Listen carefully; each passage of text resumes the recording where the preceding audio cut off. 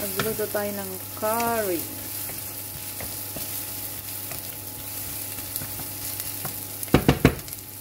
That is an onion.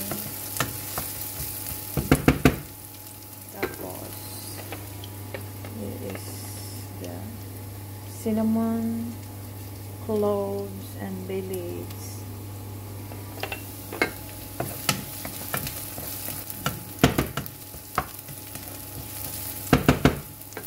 Yan natin yung bay leaves, cinnamon at saka yung cloves.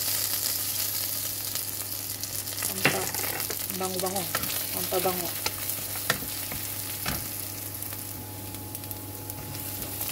Bango-bango na. I'm going to make ito yung beef curry.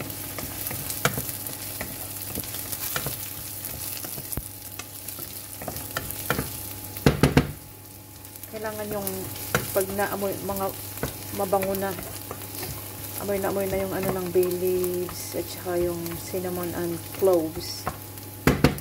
Yan. Then, lagay na natin yung beef.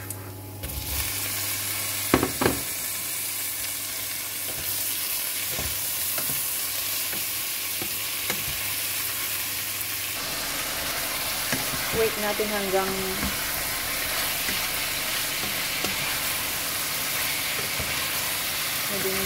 na yung beef.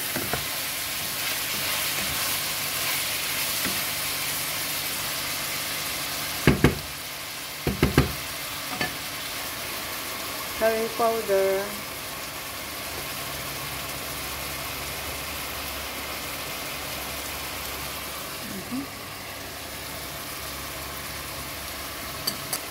Turmeric.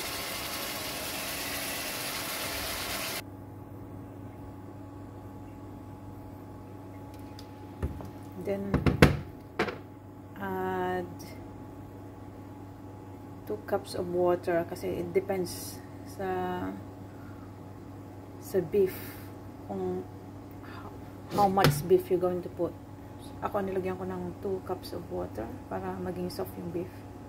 And now we're going to boil it till the beef gets soft. And then later, lalagay natin ang potatoes and carrots. Then, I put the carrots and the potato. And it's done. My beef. Very good.